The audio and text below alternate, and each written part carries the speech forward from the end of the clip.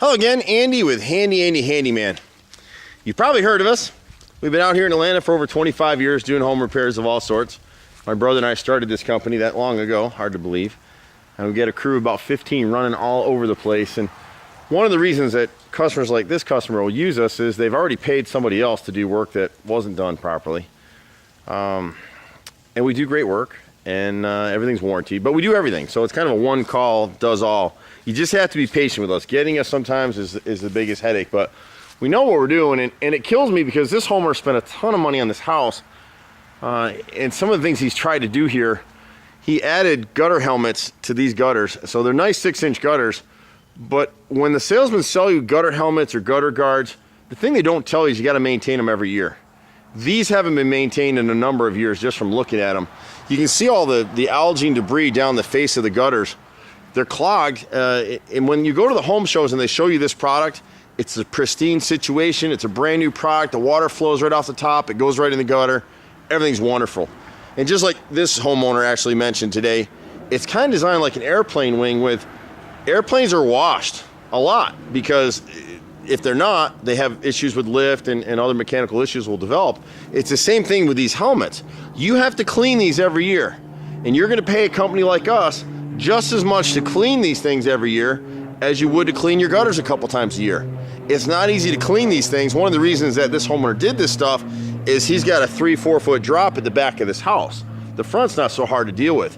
But what happens with these systems, if you don't stay up on them, when you see this kind of debris field across the front of the house, it usually means the gutters got clogging inside too. Even under the best of conditions, when these gutters are set up with gutter helmets like this, there's a silt that'll form inside the gutters. It's almost like a mud.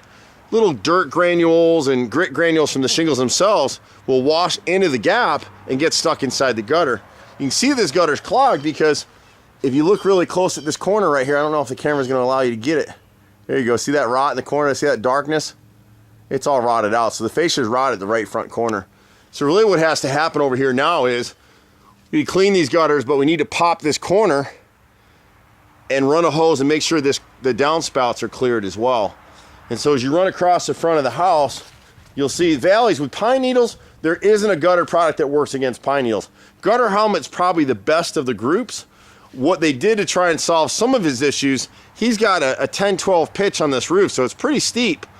And so they cut in some areas, they cut in screens on the corners because so much water's coming down these valleys, there's just running right over. Well, now it's running right over anyway because the screens are clogged. It's just a no-win. So whatever you do with this stuff, he's got it now. He spent the money. We may as well maintain it and keep going with it. But the boys will come through and they'll clean. And we can't get up on a ladder from here, but this downspout is clogged. It's just a vent here. But see how nasty it is? It doesn't get any sun over here is the problem. But they're all like that as you go all the way through.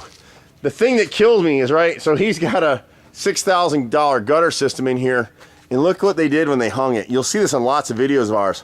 See the screws in the bottom of the gutter? Why would you cut holes in the bottom of your gutter? That's what they did. And so over time, this corner is going to rot out, which is exactly what happened here. In the last year or so, he's had somebody out here to rehang these gutters, and they didn't touch up the paint or anything, so we'll have to do that for him so the wood doesn't rot out. It's really hard. I mean, these are beautiful homes. They've got a great design. When you get those 2-story foyers and nice 2-story great rooms, they're beautiful, but it creates a lot of difficulty in the exterior of the house. And so all these gutters are set up the same way. They all need to be cleaned. And then we get to the back of the house. He's got a few other issues going on over here. We have a product called Diamondback. We haven't really begun installing much of it. We're demoing it out on a few of my rental properties. We've had it for a few years now. It's better than the gutter helmet for most of these installations. And that's probably what I would do in here is just sample it out for him because this soffit and fascia is all rotted out here. And it's one of those corners. So we're at the right rear corner of the house. The boys will come in, they'll have to pull this gutter, take this gutter helmet off of here and leave it off from now on. And we'll put some leaf filter on there. It'll work a little bit better, but you're still gonna have to clean and maintain it and replace the rotted fascia and soffit there as well. He's got the old, it looks like LP siding on the house.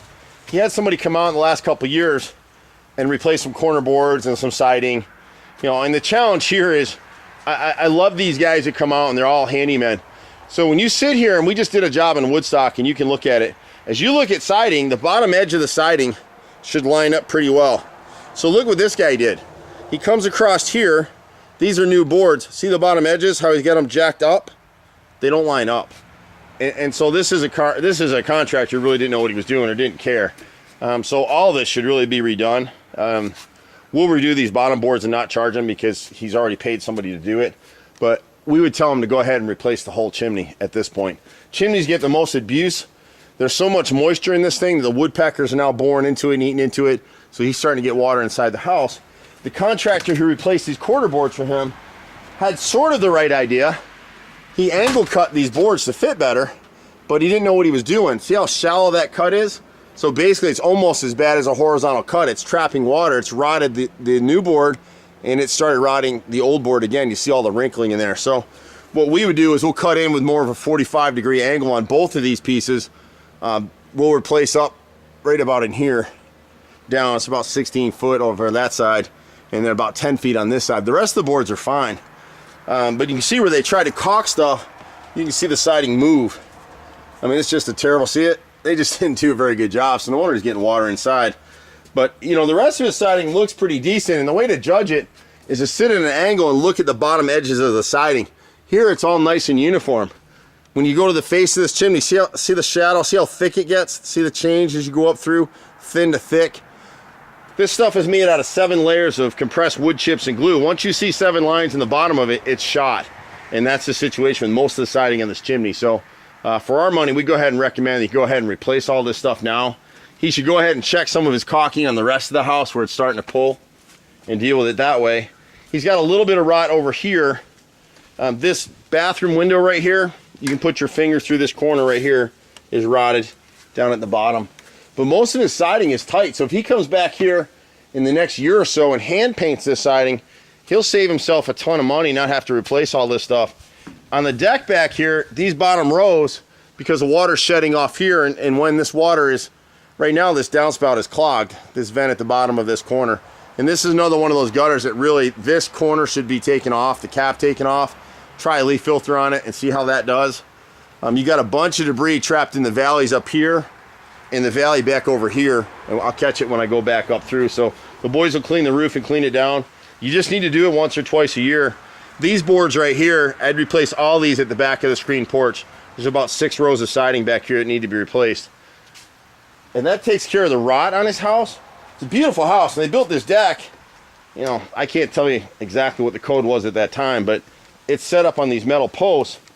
And the way they built these stairs, it wouldn't pass today's inspection anyway. And part of it's height. So what they kind of did, and he's frustrated, the homeowner, because he had a contractor come out here last year or two. You see the gap between the railing and the steps? So they came in and put screws in here. Well, part of what's happening is this post system that's set up here that's supporting this whole stairs is warping with time, and it's moving slightly and flexing, and that's what's forced these rails apart again. You've got the same situation a little bit on the left side, much more so on the right side. And what should have happened is you need to have a 4x4 post supporting the rail every 6 feet, which is pretty much what they've done here, but they nailed it instead of bolting it. So we need to add a set of 2 8-inch carriage bolts on either side of this rail setting, and that'll support it even as this is warping. It'll move with it, so you won't have that separation. But then the other problem, just like you see how this landing up here has separated the brick, has settled some. This whole area has settled some. I can't tell how they set these posts up, but the other problem here is there should have been a brace across here, and there isn't. So as these posts are warping, it's pulling the steps apart is really what's happening. And there's not a lot we can do about that. So other than bolting, once we bolt here, and then we'll add 2 secondary post supports, braces here, one up against the brick wall here, that'll ride to this corner right here and be bolted in, and they'll have a brace piece across that'll be screwed into the stairs, and that'll tighten it up. And we'd add another one right in front of these steps right here, and that should be the same thing, set in concrete so they don't move. I don't know how these are set. The other thing you'll want to do is there should have been a brace and a post coming from this bottom, where the steps abut the rest of the deck. It's just too high to do that, for us to do it anyway. So what we'd want to do in here is just come in with 3 screwed in metal supports like what you see in the bottom of these joists up here. The other thing I would do here is he's got these 20-foot posts supporting this deck, which is fine. I mean, no one really wants them today, but the problem with these is they start to rust, and they're probably starting to rust at the bottoms right now People forget about them. They don't maintain them. You don't paint them. The best thing you can do right now is come through here and just scrape these things down and repaint them and keep this stuff from rusting out, because they'll start to rust. Like, see this one right here?